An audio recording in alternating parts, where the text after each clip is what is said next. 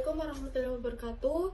Perkenalkan, kami dari kelompok 2 ingin mempresentasikan hasil tugas kami. Saya perwakilan dari kelompok 2 ingin memperkenalkan kelompok saya. Dimulai dari saya sendiri, yaitu yang pertama ada Cahaya Nabila Manasai dengan NIM F52123003 dan teman saya yaitu Desak Damayanti dengan NIM F52123004 dan teman saya Nur Khaliza dengan NIM F52123020 dan teman saya Aditya Zaldi dengan NIM F52123027 dan yang terakhir teman saya yaitu Ahmad Miftahul Rizki dengan NIM F52123030. Baik, mari kita lanjut ke dalam materinya. Baik, di sini saya akan mempresentasikan materi kami, yaitu terkait mitigasi Gunung Merapi untuk mata kuliah Sistem Pendukung Keputusan yang dibuat oleh kelompok 2.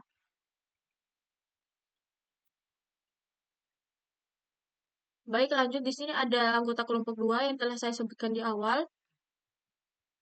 Kemudian di sini ada latar belakang yang dimana menjelaskan Indonesia merupakan negara yang berada di kawasan cincin api Pasifik atau Ring of Fire, menjadikannya rawan terhadap bencana geologi, khususnya erupsi vulkanik, letusan gunung berapi, tidak hanya berdampak pada aspek fisik seperti kerusakan bangunan dan infrastruktur, tetapi juga memengaruhi aspek sosial ekonomi, seperti meningkatnya jumlah korban jiwa, perpindahan penduduk, dan tekanan terhadap sistem layanan darurat. Dalam konteks ini, pemahaman terhadap interaksi antar variabel dalam sistem bencana menjadi sangat penting guna meningkatkan ketangguhan masyarakat dan efektivitas kebijakan mitigasi.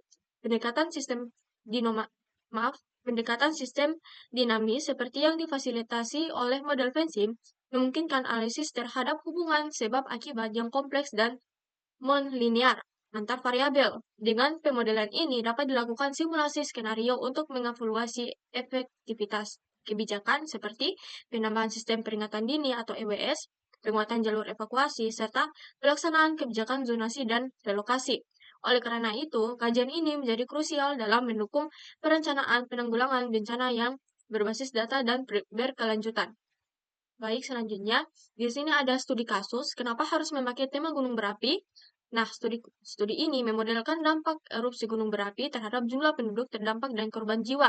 Dengan pendekatan sistem dinamis, analisis dilakukan menggunakan data dari tahun 2015 sampai tahun 2027 yang mencakup variabel seperti frekuensi erupsi, jumlah sistem peningkatan dari EWS, kebijakan relokasi, dan kapasitas tempat pengungsian. Model Vensim digunakan untuk memetakan hubungan sebab akibat antar variabel serta mensimulasikan skenario mitigasi. Hasil simulasi menunjukkan bahwa peningkatan EWS dan kebijakan relokasi secara signifikan dapat menurunkan jumlah korban jiwa dan meningkatkan ketangguhan wilayah terdampak. Baik, di sini ada tujuan dilakukannya analisis ini. Yang pertama ada memahami hubungan sebab akibat antar variabel dalam sistem bencana vulkanik. Yang kedua ada menganalisis dinamika dampak erupsi terhadap penduduk, infrastruktur, dan sistem mitigasi. Yang ketiga ada mengevaluasi efektivitas kebijakan seperti sistem peringatan dini, relokasi, dan pembangunan tempat pengungsian. Yang keempat ada mensimulasikan skenario untuk mengidentifikasi strategi mitigasi terbaik. Yang kelima ada menyediakan dasar pengambilan keputusan yang berbasis data dan pendekatan sistem. Kemudian ada mendukung perencanaan penanggulangan bencana yang lebih terintegrasi, adaptif, dan berkelanjutan. Baik, di sini saya akan lanjut ke penjelasan CLD-nya.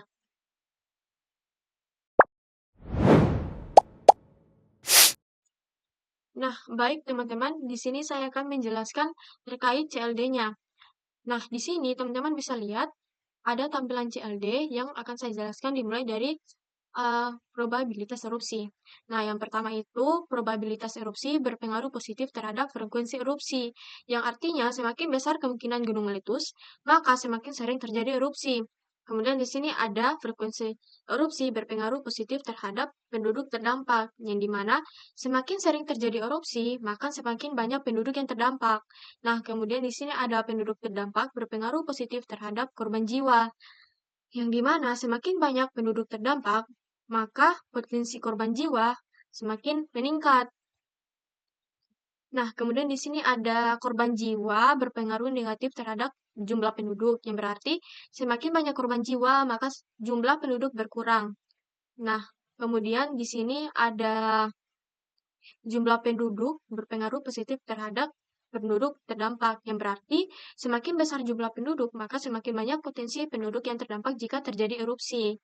Nah, kemudian di sini bisa dilihat ada penduduk terdampak berpengaruh positif terhadap pemilihan penduduk, yang dimana jumlah penduduk yang terdampak akan mendorong proses pemulihan untuk mengembalikan kondisi sosial atau penduduk. Nah, kemudian di sini ada pemulihan penduduk berpengaruh positif terhadap jumlah penduduk, yang dimana pemulihan penduduk yang baik akan meningkatkan kembali jumlah penduduk. Nah, di sini juga ada jumlah jumlah penduduk, eh, dia berpengaruh. Maaf, di sini ada penjelasan terkait variabel kelahiran berpengaruh positif terhadap jumlah penduduk, yang dimana semakin banyak kelahiran maka jumlah penduduk bertambah, dan juga di sini ada variabel kematian yang berpengaruh negatif terhadap jumlah penduduk, yang berarti semakin banyak kematian maka jumlah penduduk itu berkurang. Nah, baik, kita masuk ke hubungan infrastrukturnya. Di sini ada frekuensi erupsi berpengaruh positif terhadap bangunan terdampak. Nah, yang berarti bangunan Eee, meningkatnya frekuensi erupsi menyebabkan lebih banyak bangunan yang terdampak. Nah, di sini juga ada bangunan terdampak berpengaruh negatif terhadap jumlah bangunan, yang artinya jumlah bangunan yang rusak menurunkan total jumlah bangunan. Kemudian di sini ada bangunan terdampak ke pembangunan kembali, yang berarti jumlah bangunan yang berkurang mendorong upaya pembangunan kembali. Nah, di sini ada pembangunan kembali berpengaruh positif terhadap jumlah bangunan, yang dimana pembangunan kembali akan menambah jumlah bangunan yang tersedia. Nah, di sini ada juga variabel terkait perlindungan dan sosialisasi. Yang pertama ya, di sini ada sistem peringatan dini, frekuensi sosialisasi, jalur evakuasi, dan tempat pengungsian. Dia berpengaruh positif terhadap faktor perlindungan, yang di mana semua berkontribusi dalam meningkatkan perlindungan terhadap penduduk. Nah, di sini faktor perlindungan berpengaruh negatif terhadap penduduk terdampak, yang di mana semakin kuat perlindungan, maka semakin sedikit penduduk yang terdampak. Di sini juga ada reinforcing dan juga balancing loop, yang dimana yang pertama itu ada R1, yaitu reinforcing loop, yaitu ada frekuensi erupsi, penduduk terdampak, dan juga korban jiwa dan jumlah penduduk. Nah, loop ini menunjukkan bahwa semakin sering terjadi erupsi, maka dampaknya meningkat, termasuk meningkatnya korban jiwa yang mengurangi jumlah penduduk, menciptakan efek penguatan negatif yang berulang. Nah, reinforcing loop ini terdiri dari frekuensi erupsi berpengaruh positif terhadap penduduk terdampak berpengaruh eh, positif terhadap korban jiwa, dan juga korban jiwa berpengaruh negatif terhadap jumlah penduduk. Nah, kemudian di sini juga ada B1 atau balancing loop, yang dimana faktor perlindungan atau dipengaruhi oleh sistem peringatan dini, evakuasi, frekuensi sosialisasi, dan tempat pengungsian. Dia berpengaruh negatif terhadap penduduk terdampak. Nah, loop ini menunjukkan bahwa peningkatan perlindungan akan mengurangi dampak terhadap penduduk. Sistem ini berperan sebagai penyeimbang agar dampak bencana tidak terlalu besar. Nah, kemudian di sini ada B2 atau balancing loop, yang dimana penduduk terdampak dia dengan pemulihan penduduk atau berpengaruh positif, dan pemulihan penduduk berpengaruh positif terhadap jumlah penduduk, yang berarti loop ini menyeimbangkan penurunan jumlah penduduk akibat korban bencana melalui mekanisme pemulihan. Nah, teman-teman bisa lihat sekali lagi, ini adalah tampilan CLD yang telah kelompok kami buat. Nah, untuk penjelasan selanjutnya akan dijelaskan oleh teman saya.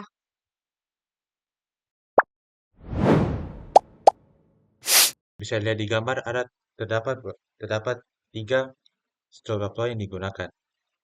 Yang pertama itu yang di tengah, yang terdapat dari tengah dari stok jumlah penduduk menghasilkan flow masuk yaitu kelahiran dan flow keluar kematian. Dan flow keluar menjadi terdampak. Nah, dari flow menjadi terdampak menghasilkan stok jumlah penduduk yang terdampak. Nah, dari jumlah penduduk yang terdampak ini menghasilkan flow masuk yaitu korban masuk. Nah, dari flow masuk ini menghasilkan stok jumlah korban jiwa. Nah, untuk yang di atas dari stok jumlah bangunan menghasilkan flow bangunan yang terdampak. Dari flow bangunan yang terdampak menghasilkan jumlah bangunan yang terdampak. Nah, dari stok jumlah bangunan yang terdampak menghasilkan flow keluar pembangunan kembali. Nah, untuk yang di bawah dari flow masuk penambah EWS menghasilkan stok geosistem peringatan dini. Nah, untuk selanjutnya akan dijelaskan oleh teman saya. Oke, jadi sini selanjutnya saya akan membahas tentang variabel-variabel yang terdapat pada stock and flow diagramnya. Jadi di sini terdapat probabilitas erupsi, yaitu tentang probabilitas terjadinya erupsi berdasarkan periode tertentu.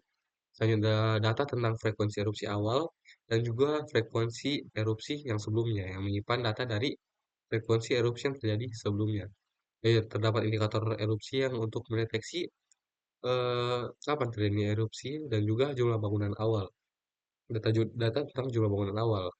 Dan juga terdapat tingkatan bangunan yang berada dalam zona beresiko dan juga terdapat tingkatan untuk pemulihan dari bangunan yang akan dilakukan untuk pembangunan kembali. Nah, selanjutnya terdapat variabel lain juga seperti pada jumlah penduduk ini terdapat variabel tingkat kelahiran yaitu 2% yang akan mempengaruhi jumlah penduduknya. Begitu juga dengan tingkat kematian yaitu 1%. Dan juga terdapat data tentang populasi awal dari jumlah penduduk seluruhan. Nah, selanjutnya terdapat tingkat kerentanan penduduk, yaitu 10%, dan juga terdapat tingkat fatalitas dari jumlah penduduk yang terdampak yang memungkinkan untuk terjadinya penambahan korban jiwanya. Nah, selanjutnya terdapat pemulihan penduduk dan juga tingkat pemulihan untuk penduduknya. Nah, selanjutnya terdapat faktor perlindungan. Faktor perlindungan ini berisi data-data dari ketersediaan jalur evakuasi, tempat pengungsian, frekuensi sosialisasi, dan juga jumlah dari EWS-nya itu sendiri. Nah, di sini ketersediaan jalur evakuasi saya isi nilainya sebesar 7%. Oke, jadi nilai 7%, 7%, 70% dari ketersediaan jalur evakuasi itu sudah terpenuhi. Begitu dengan pengungsian, yaitu 60% dari jumlah tempat pengungsian yang dibutuhkan itu terpenuhi. Dan juga frekuensi sosialisasi yang dilakukan yaitu 4 kali dalam 1 tahun. Dan juga penambahan EWS yaitu 1 kali setiap tahunnya dengan jumlah EWS awal sebanyak 10. Nah, di sini dapat dilihat data pada graf eh, untuk jumlah penduduk yang terdampak yaitu seperti ini. Nah, di sini data simulasinya dapat dilihat seperti ini dengan jumlah penduduk yang terdampak pada tahun 2015 sampai 2017 yaitu 1.300, 2018 hingga 2023 15.277 dan juga seterusnya dapat dilihat seperti data yang ada di sini. Nah, begitu juga pada jumlah korban jiwa. Dapat dilihat datanya seperti ini. Nah, di sini dapat dilihat jumlah korban jiwa yaitu sebanyak 200 dari tahun 2015 hingga 2017. 2018 hingga 2023 juga berada pada 478 korban jiwa. Selanjutnya dapat dilihat datanya di sini juga. Selanjutnya di sini kami telah melakukan validasi model untuk jumlah penduduknya yang akan saya perlihatkan selanjutnya. Nah, di sini jika kita lihat pada jumlah penduduknya, nah di sini yang disimulasi ini merupakan hasil jumlah penduduk berdasarkan rumus yang kita gunakan pada tingkat kelahiran dan juga tingkat kematian, di mana tingkat kelahiran itu sebesar 2% dan tingkat kematian sebesar 1%. Nah, dari sini dapat kita lihat hasil dari validasi modelnya, yaitu, oke, jadi di sini dapat dilihat gambar validasi dari jumlah populasi. Jadi dari hasil data simulasinya itu dengan data aktualnya, kita dapatkan error 1 yaitu sejumlah 4% dan juga error 2 yaitu 11%, di mana dapat dikatakan hasil simulasinya kita ini valid. Nah, selanjutnya akan dijelaskan oleh teman saya.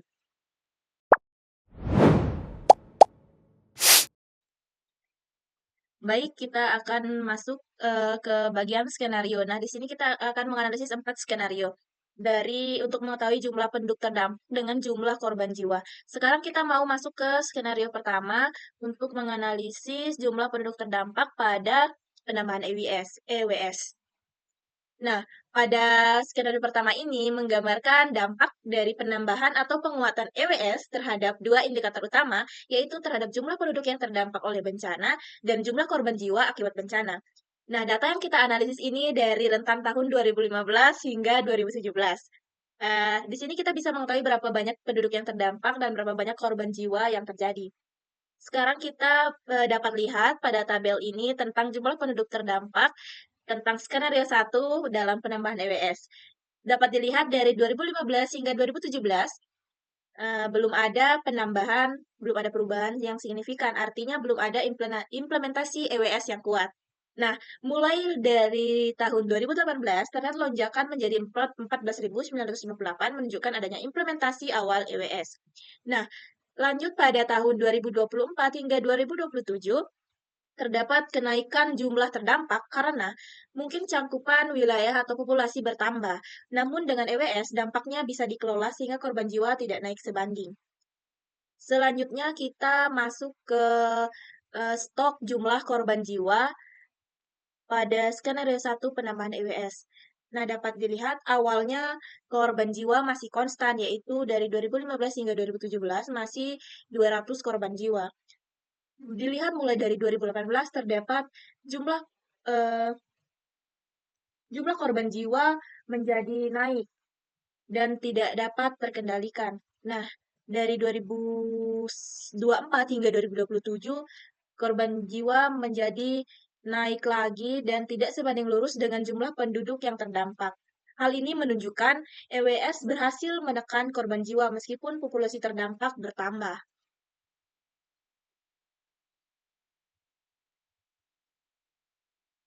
Sekarang kita masuk ke tahap skenario kedua. Nah, di skenario kedua ini kita mau menganalisis tentang peningkatan jalur evakuasi pada pada stok jumlah penduduk terdampak dengan stok jumlah korban jiwa. Di sini juga kita menganalisis rentan waktu yaitu dari tahun 2015 hingga 2017. Pertama, kita akan masuk ke stok jumlah penduduk terdampak. Dapat kita lihat pada skenario 2 tentang peningkatan jalur evakuasi dilihat yaitu dari tahun 2015 hingga 2017 menjadi baseline tanpa peningkatan jalur evakuasi. Mulai dari tahun 2018 terjadi peningkatan jumlah terdampak menjadi 15.144 yang mencerminkan adanya implementasi awal jalur evakuasi. Meskipun jalur evakuasi ditingkatkan, jumlah terdampak tetap naik secara bertahap karena kemungkinan itu populasi meningkat sehingga cakupan wilayah yang dianalisis diperluas. Namun, jalur evakuasi membuat proses penyelamatan lebih cepat dan efisien. Begitu juga sampai tahun 2024 hingga 2027, jumlah peningkatan jumlah penduduk terdampak itu semakin meningkat dari peningkatan jalur evakuasinya. Kemudian lanjut ke stok jumlah korban jiwa. Dapat dilihat dari awal tahun 2015 hingga 2017 masih baseline 200 jiwa korban jiwa. Dan mulai dari 2018 korban jiwa mulai naik ke angka 462.000 dan bertahan konstan sampai tahun 2023. Setelah tahun 2024,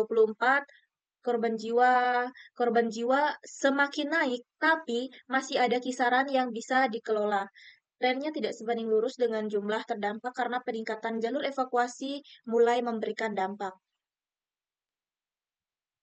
Perbandingan skenario 1 tadi dengan 2 dalam hal korban jiwa dan terdampak, yaitu pada awalnya skenario 1 dengan penambahan EWS lebih efektif menekan korban jiwa daripada skenario 2.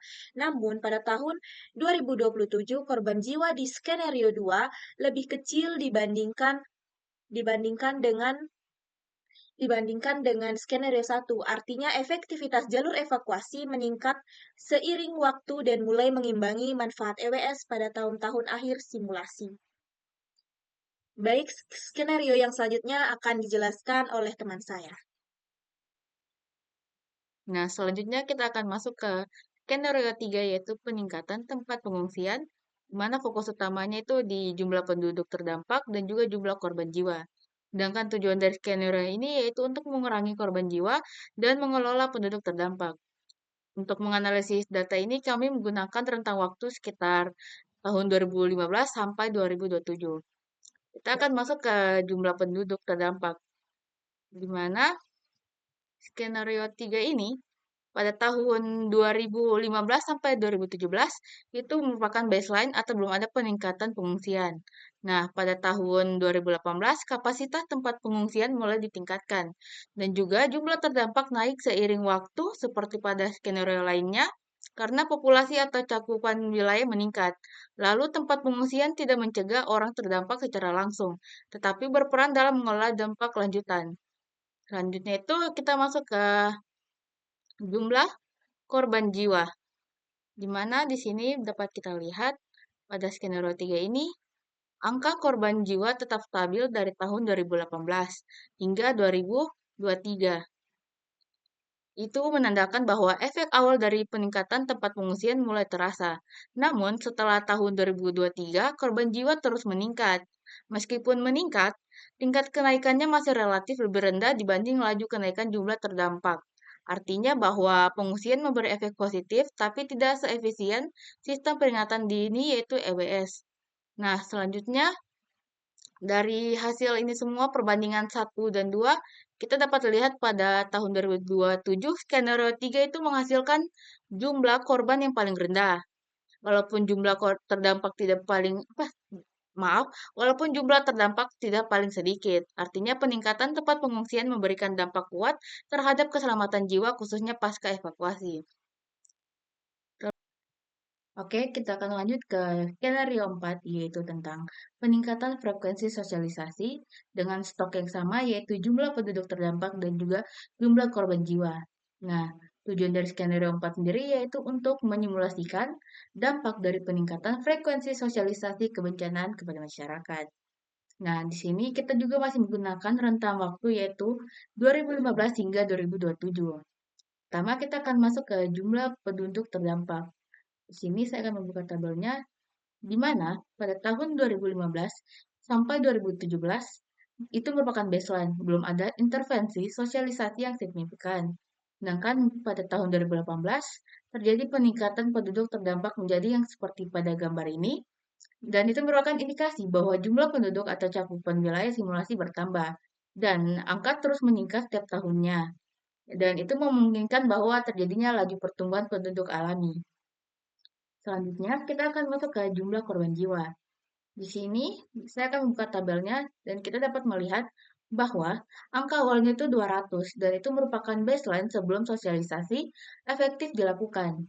Setelah tahun 2018, korban naik menjadi seperti pada gambar, dan ini menunjukkan bahwa walau sosialisasi sudah mulai dilakukan, efek tidak langsung dalam menurunkan korban jiwa. Namun, kenaikan korban jiwa berlangsung terkendali atau tidak melonjak drastis. Nah, perbandingan dengan skenario 1-3 yaitu di mana sosialisasi memberi hasil yang lebih baik daripada EWS dan evakuasi dalam menekan korban jiwa pada tahun 2027. Tetapi masih kalah sedikit dibandingkan dengan pengungsian pada skenario 3 sebelumnya. Dan juga penduduk terdampak tetap tinggi karena sosialisasi tidak mencegah dampak awal ataupun tetapi ia meminimalisasikan kerugian jiwa akibat keterlambatan respon individu.